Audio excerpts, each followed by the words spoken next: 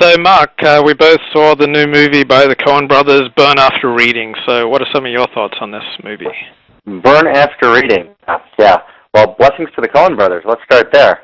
I thought it was a really, really interesting movie. I thought it was really well done. But there was one particular thing that I thought was like really important, which is why I emailed you about it, which is it's a movie that is very rare in that it recognizes, the subtlety, the complexity, both of masculine shadow, right?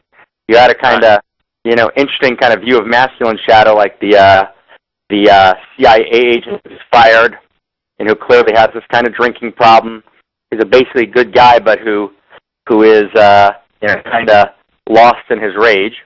But Right. most of the movie actually was actually more about masculine buffoonery, right? There was that great scene with the Princeton guys singing, all these successful Princeton guys.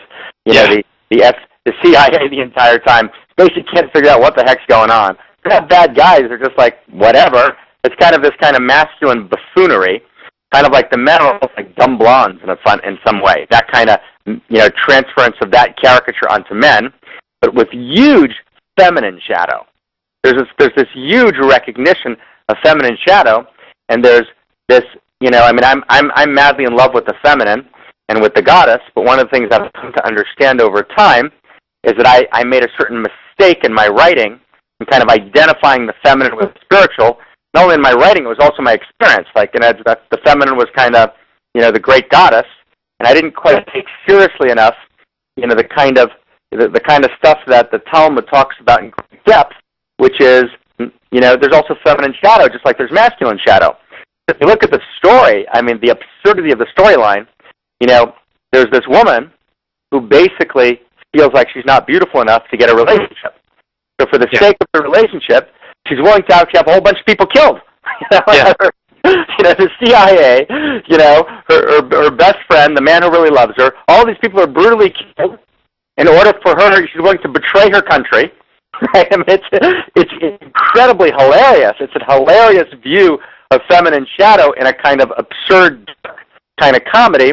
If we'd make the list, so she's willing to betray her country, cause, the deaths of at least 3 men, brutal deaths, and, she's just driving towards getting her, facelift, and the reason she wants a facelift is because she wants to be in a relationship. So maybe I'll do one more minute and toss it right back over to you. So I tried to kind of set up the last couple of years of thinking about this, to set up a kind of schematic, a kind of, sacred map to kind of explain it. And here it is in 1 minute, before, I turn the phone over to you, Levi. So the way it would work is as follows. Masculine and feminine are both neutral. They both have shadow, they both have light. As the Torah, in order to develop your light, you have to evolve, you have to develop, you have to grow. You stay where you are, so your default position, will always be a shadow position. So how does it work?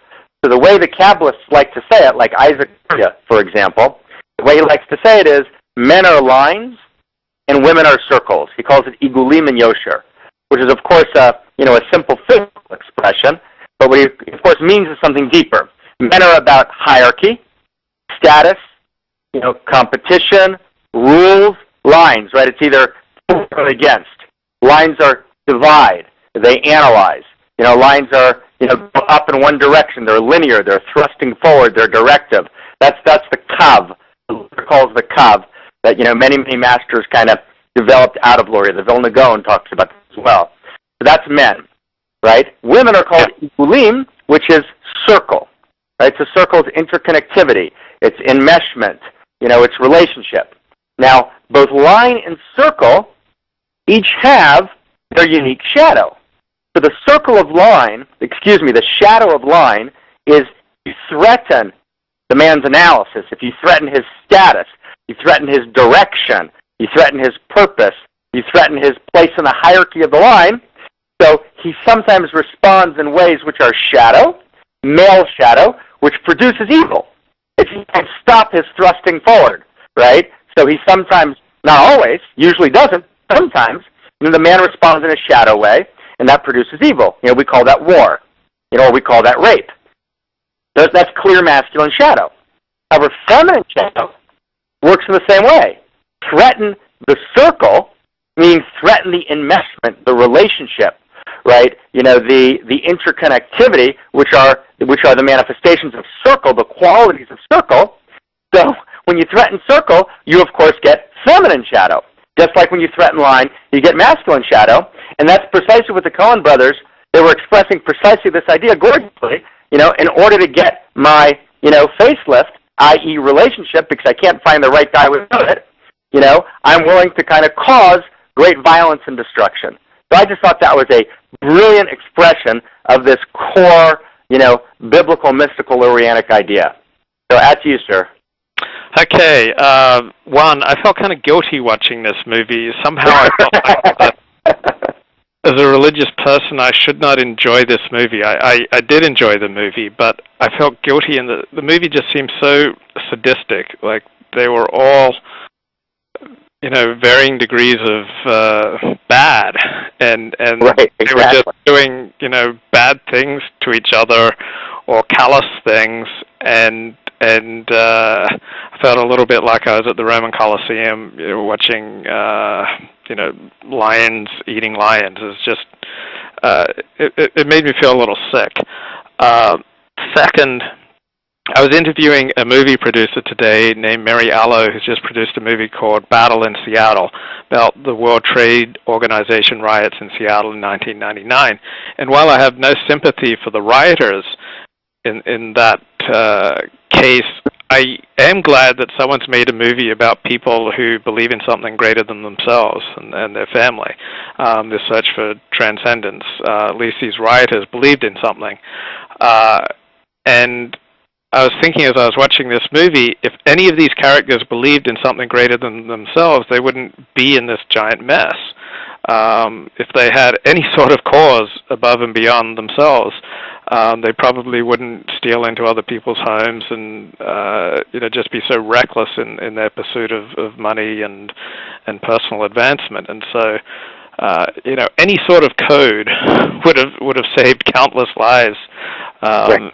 in this movie. So any sort of boundaries and a strong sense of boundaries would have saved them from destruction. Also, the notion that I know I often think I'm smarter than the people around me, and many of the characters in this movie think they're smarter than the people around them, but really that was only until you met me, right? Yes. No, that's, I mean, the ability to deceive oneself and to not realize that other people are onto you, and to wonder how long you can get away with it. Was another disturbing part of the movie, and it was kind of depressing that there wasn't any good guy in the movie. Right. Well, there was one. There was one. I mean, you said so many things, but let's maybe pick up on that for a second. I thought that there was one. There was one person who was more of a tragic hero, and I wouldn't call him a hero. He was a tragic figure as opposed to a decadent figure. In other words, most of the figures in the movie were decadent. The one person I thought was tragic and not decadent was the owner of the Hard Bodies. What was it called? The manager. Yeah, I think he was the manager of the gym. The manager of the gym, who was in love with her, and who's she's changing and kind of devolving, and and is kind of drawn in to go and break in and break into his computer just to prove that he's a man. Yeah. Which was, again, he didn't have a boundary on love. Like even love needs boundaries. No, I think he was. He was clearly. Yeah, that's where he screwed up. Yeah, because he didn't have a boundary on love. Yeah, no, I think your substantive point is correct. I'm actually just kind of making a kind of more emotional or a kind of interior texture point, which is I think that he's a classical example. Maybe we could focus on him for a second, then I want to go back to some other things he said. We can just talk about him for a second. So you're saying, just reflect back, of course, that his particular ethical failing is that, for him, love is a god. Yeah. And since he's worshiping at the altar of love, we've slain all the gods except for Aphrodite, so he's willing to do anything for love. Love overrides, all other, ethical concerns, including, breaking in,